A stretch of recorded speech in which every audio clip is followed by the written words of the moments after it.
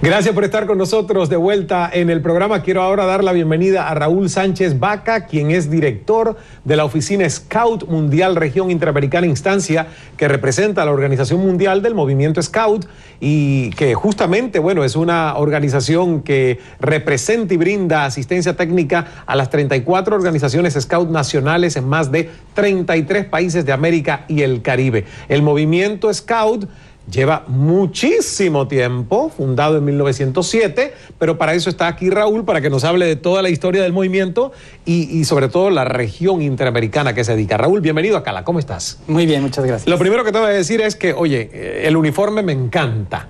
¿Es un uniforme nuevo o desde que surgieron en 1907 es el mismo? Ha ido cambiando. Ha ido cambiando, evolucionando, obviamente. Y bueno, este es el uniforme que utilizamos las personas que trabajamos a nivel mundial o regional. Ok, no los niños. No los niños. ¿Cómo es el uniforme de los niños? Varía de país a país. Cada país escoge su propio modelo. ¡Qué bien! De acuerdo, adaptado a su propia cultura, a su propia forma de actuar. Así que varía. La gama de colores es mucha, siempre mostrando una imagen juvenil. ¡Qué bien! ¿Van a cumplir 108 años? Así es. Porque desde 1907, o sea, sacando cuentas, surgió en Inglaterra. Cuéntame un poco por qué surge y a quién se le ocurre esta idea de que surja el movimiento Scout. Bueno, la gran idea fue de Robert Baden-Powell, que era un militar británico, y que él, en aquel momento, hace 108 años, un poco antes, recordaremos que Inglaterra estaba en plena expansión colonial. Sí. Así que a él le tocó estar en la India, estar en Sudáfrica, y fue precisamente mientras estaba sitiado en un pequeño pueblo de Sudáfrica donde tuvo que echar mano de algunos muchachos para resistir un sitio. Estaba siendo sitiado por los Boers. Así que utilizó a algunos muchachos, los entrenó como cadetes para que ellos se encargaran del correo. Y lo que descubrió allí es que era precisamente los muchachos se hacían responsables cuando se les asignaba una responsabilidad, respondían efectivamente. Así que regresó a Inglaterra siendo un héroe porque resistió el sitio, regresó a Inglaterra y empezó a plasmar sus ideas por escrito. Probó haciendo un campamento experimental, llevando a 20 chicos de diferentes clases sociales a acampar durante una semana, y ahí probó su modelo de entrenamiento con los muchachos, de formarlos en equipos que llamó patrullas, de elegir a uno de ellos como líder, de usar adultos que les enseñaran a hacer diferentes cosas, y la idea funcionó muy bien. Al año siguiente publicó un libro que se volvió todo un bestseller, Escultismo para Muchachos o Scouting for Boys, y bueno, la idea empezó a surcar todo el planeta. Chile es la segunda organización en crearse. ¿Ah, sí? La primera fue Inglaterra y la segunda fue Chile. O sea que tuvimos la segunda aquí en América Latina. Así es. ¡Qué bien! ¿Y cuántos países hoy en el mundo tienen esta organización? 161 países forman la Organización Mundial del Movimiento Scout, pero estamos presentes en 217 territorios. Es decir, países que no tienen la denotación de país, pero que tienen un movimiento Scout organizado. Ahora, cuando hablamos de movimiento, ¿es esto algo diferente a una fundación sin fines de lucro o es una fundación sin fines de lucro? ¿Qué diferencia el movimiento Scout? O sea, es un movimiento porque así inició. Exacto. Es decir, el fundador no tenía la idea de crear una gran organización. De hecho, él creía que no iba a salir de las fronteras de Londres. Él proponía este modelo para los jóvenes de Londres. Londres en aquel entonces vivía un problema de pandillas, de chicos que, debido a que sus padres trabajaban largas horas, no tenían que hacer. Pero la idea funcionó tan bien que se empezó a adaptar a muchos lugares del mundo. Y esto llevó a que años después se formara una organización que sirviera al movimiento.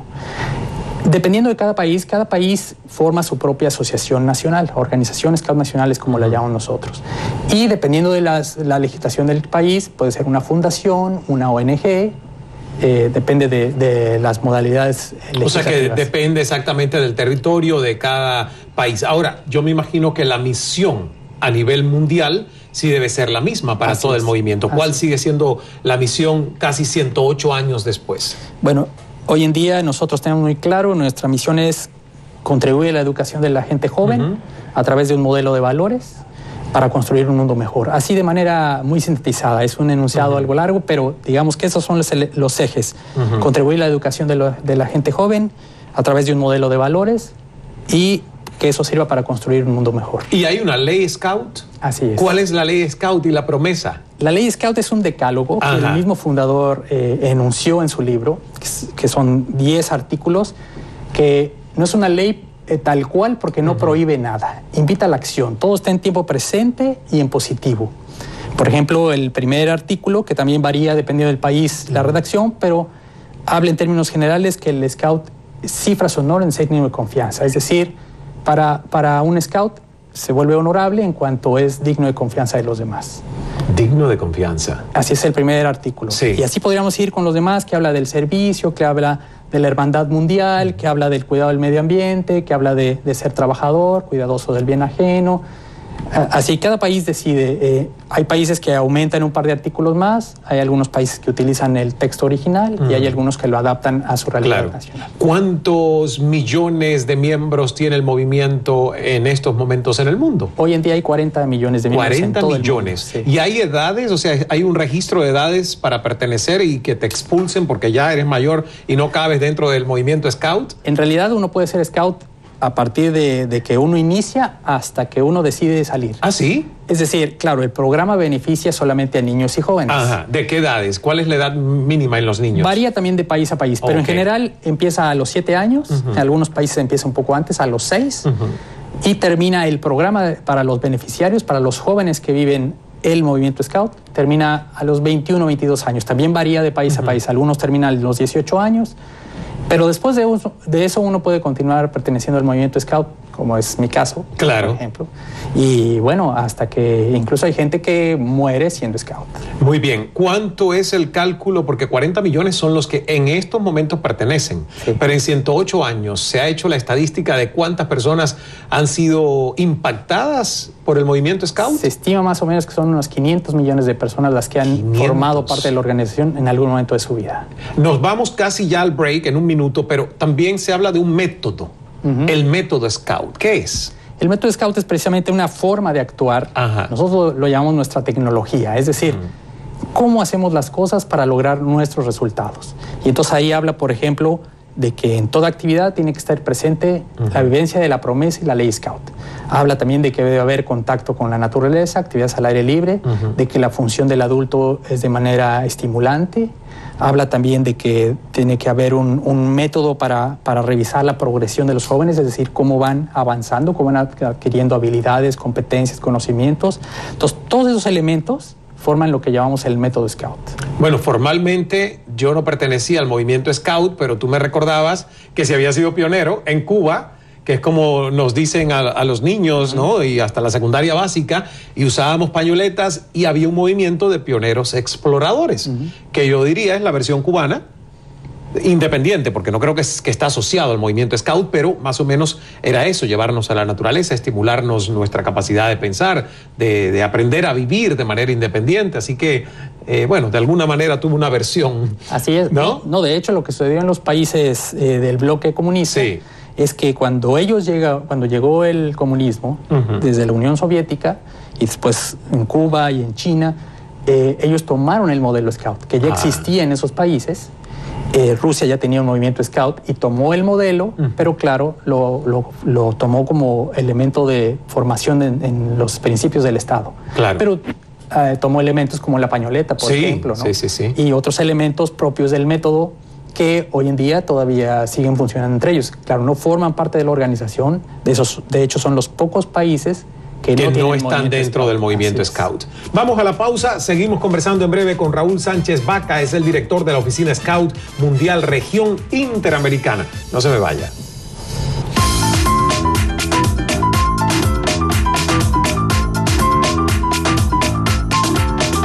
Regresamos conversando con el director de la oficina Scout Mundial Región Interamericana, el señor Raúl Sánchez Baca, está con nosotros y es justamente el movimiento Scout lleva adelante el programa mundial Mensajeros de Paz con el apoyo de la Fundación Scout Mundial presidida de forma honoraria por Su Alteza Real, el Rey de Suecia, ¿correcto? Que es Carlos Gustavo XVI. Carlos Gustavo XVI o Carlos XVI Gustavo, ¿cómo es?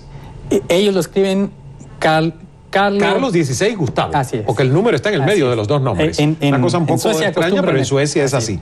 Muy, sí. Muy bien. Cuéntame de este programa de Mensajeros de Paz. Bueno, mira, es una iniciativa muy interesante y que ha funcionado mucho alrededor del mundo porque precisamente la fundación, que es el brazo financiero de la organización, es decir, busca fondos para apoyar el movimiento en todo el mundo, logró que precisamente a través de la gestión del rey de Suecia se lograra obtener del Reino de Arabia Saudita un fondo para apoyar proyectos que promuevan la paz y sobre todo que desarrollen la cultura del servicio hacia los demás en todo el mundo a través de los scouts. Entonces, las organizaciones nacionales aplican por fondos a través de un proyecto que es financiado por este fondo y los scouts ven realizados su proyecto gracias a este fondo. Pero no solamente a través del fondo, es decir, cualquier scout que realice una acción de servicio de manera organizada con sus compañeros o de manera individual es parte del proyecto de Mensajeros de la Paz. Y eso contabiliza las horas de servicio. Hoy en día se han logrado contabilizar en estos 4 años que ha corrido el programa más de 600 millones de horas de servicio a través de todos los proyectos. Qué bien. ¿Y cada proyecto o movimiento es, digamos, autónomo en su desempeño, en su desarrollo? Por ejemplo, en Estados Unidos están los Boy Scouts. Así es. Eso forma parte del movimiento Scout a nivel mundial, ¿correcto? Pero están los Boy Scouts y es por separado. Y hay otros países que tienen hembras y varones en el mismo movimiento. ¿Eso es decisión propia de cada país también? Así es.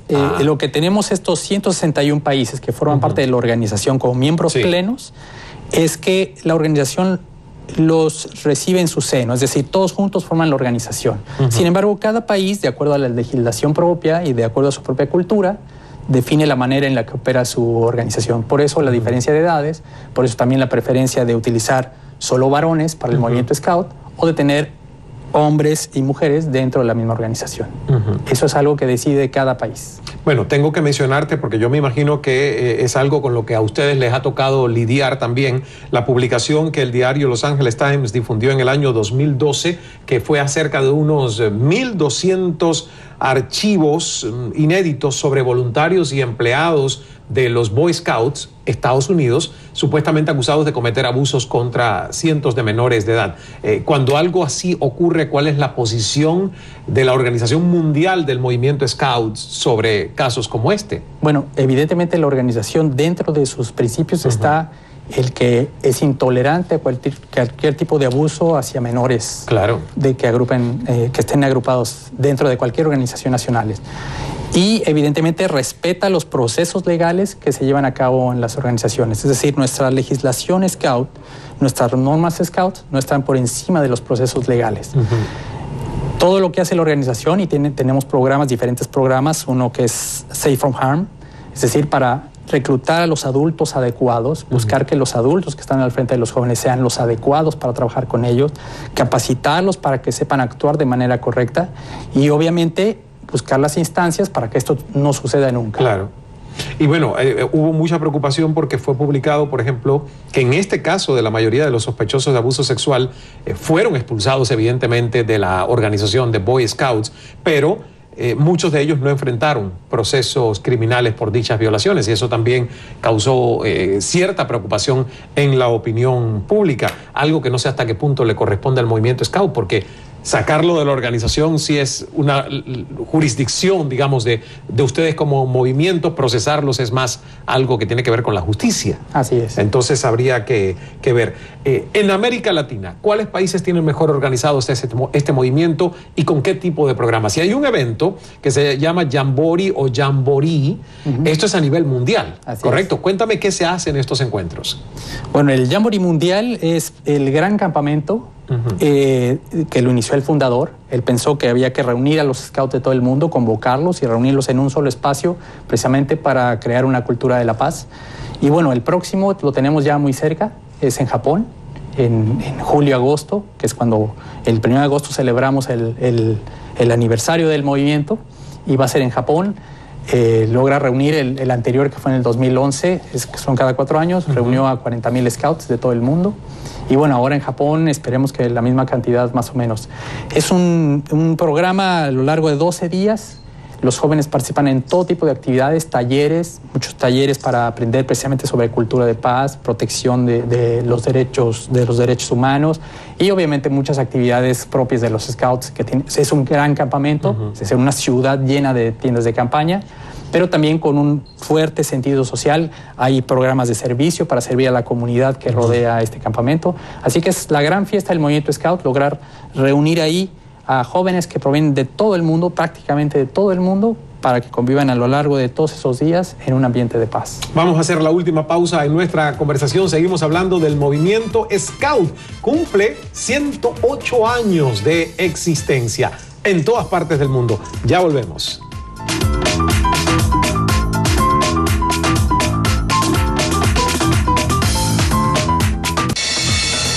No se me vaya, en breve el final de nuestra conversación con Raúl Sánchez Baca, director de la Oficina Scout Mundial Región Interamericana. Ahí está la foto cortesía de Andrés Uzcategui.